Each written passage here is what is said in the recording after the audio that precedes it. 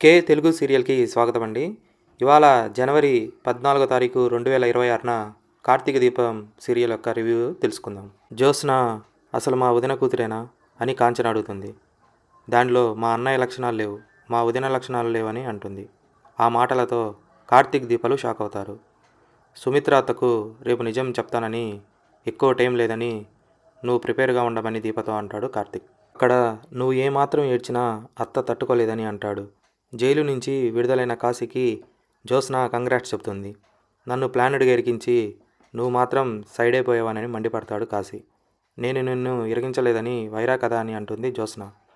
నువ్వు చెప్పకుండానే వైరా ఫుడ్ కల్తీ చేశాడా అని ప్రశ్నిస్తాడు కాశీ.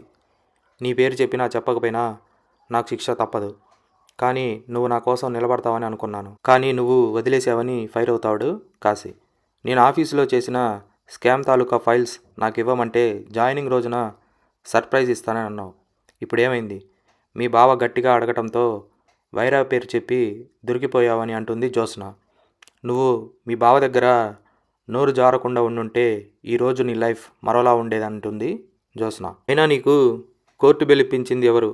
మా తాతతో మాట్లాడి నేనే ఇప్పించానని అంటుంది జ్యోత్స్న. నేను మళ్ళీ శ్రీధర్ మామయ్య ఇంటికి వెళ్ళను, స్వప్న నాకు విడాకులు ఇస్తానని చెప్పింది అని కాశీ అంటాడు. పోతే పోయింది, వదిలేయి. నువ్వు ఈ కేసు నుండి బయటపడిన వెంటనే మనమే సొంతంగా రెస్టారెంట్ స్టార్ట్ చేద్దాం, దానికి నువ్వే సీఈఓ అని చెప్తుంది జ్యోత్స్న. ఇంతకీ ఫైల్స్ ఎక్కడ ఉన్నాయని అడుగుతుంది జ్యోత్స్న. అవి నా దగ్గర లేవు, మా మామయ్య గారి దగ్గర ఉన్నాయని చెప్తాడు కాశీ. ఆ మాటలతో జ్యోత్స్న షాక్ అవుతుంది. నా జీవితం నాశనం చేశావని అంటుంది నా భార్య. ఆ ఫైల్స్ని వాళ్ళు బయట పెట్టేవాళ్ళైతే ఈ పాటికే మొత్తం బయట పెట్టేవాళ్ళు అంటాడు కాశీ. సరే, జరిగిందేదో జరిగిపోయింది, నువ్వు నాతో టచ్లో ఉండు, మీ బావకు ఏం చెప్పొద్దని అక్కడి నుంచి వెళ్ళిపోతుంది జ్యోత్స్న. కాశీ లోపలికి వెళ్తుండగా దాస్ ఎదురై కొడుకుని లాగిపెట్టి కొడతాడు. స్వప్న అకౌంట్స్ గురించి మాట్లాడుతుంటే శ్రీధర్ ఆపాడని అనుమానం వచ్చి నేను నిన్ను ఫాలో అయ్యానని అంటాడు దాస్.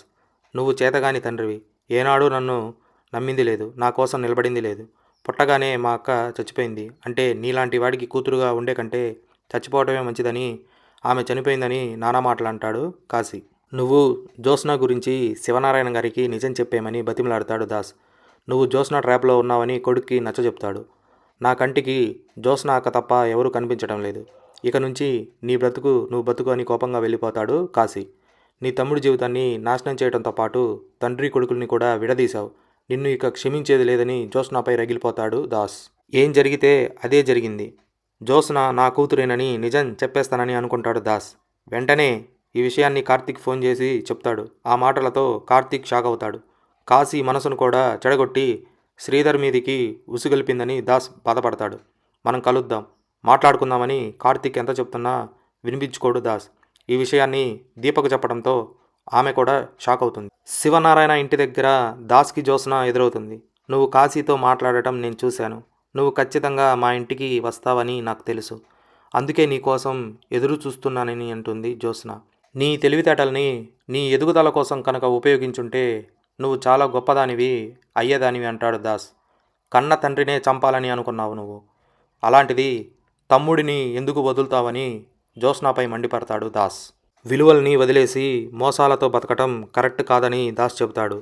బాగున్న పిల్లల్ని నువ్వు రోడ్డు మీద పడేస్తున్నావని మండిపడతాడు దాస్. ఈ ఇంటి వారసురాలిగా నీలాంటి పాపాత్మురాలు ఉండకూడదు, అందరినీ చంపుతావు కానీ నీ ప్రాణాలు నీకు కావాలి కదా అంటాడు దాస్. ఇప్పుడే నిజం చెప్పేస్తానని జ్యోత్స్న వద్దు అంటున్నా వినిపించుకోకుండా లోపలికి వెళ్ళి అందరినీ పిలుస్తాడు దాస్. అర్ధరాత్రి దాస్ రావటంతో శివనారాయణ కుటుంబం షాక్ అవుతుంది. వదిన రావాలని నిజం చెప్పాలని అంటాడు దాస్. ఇంతలో సుమిత్ర రావటంతో ఏం జరిగిందని అడుగుతుంది. కొన్నేళ్ల క్రితం జరిగిన అన్యాయం నా కళ్ళ ముందు కనిపిస్తుందని చెబుతాడు దాస్. నాకు కూతురు పుట్టింది, ఒక చావు అంటే సైదులుగాడు చచ్చిపోయాడు, ఓ బతుకు అంటే ఈ ఇంటి వారసురాలు చావు నుంచి తప్పించుకొని బతికి దూరంగా వెళ్ళిపోయిందని అంటాడు దాస్. ఆ మాటలతో శివనారాయణ కుటుంబం షాక్ అవుతుంది. ఈ ఇంటి వారసురాలు చావుకు దూరంగా వెళ్ళిపోవటం ఏంటి? నా కూతురు నా కళ్ళ ముందే ఉంది కదా అంటుంది సుమిత్ర. జ్యోత్స్న నీ కూతురు కాదు వదిన, నా కూతురు అంటాడు దాస్. ఆ మాటలతో అంతా ఉలిక్కిపడతారు. పారిజాతం అడ్డుపడుతుండగా నువ్వు అడ్డొస్తే నేను చచ్చినంత ఒట్టు అంటాడు దాస్. మరి జ్యోత్స్న ఎవరి కూతురు అని దశరథ అడగ్గా నా కూతురు అంటాడు దాస్. ఆ మాటలతో జ్యోత్స్న పారిజాతాలు షాక్ అవుతారు. ఇంతలో ఎపిసోడ్ ముగుస్తుంది.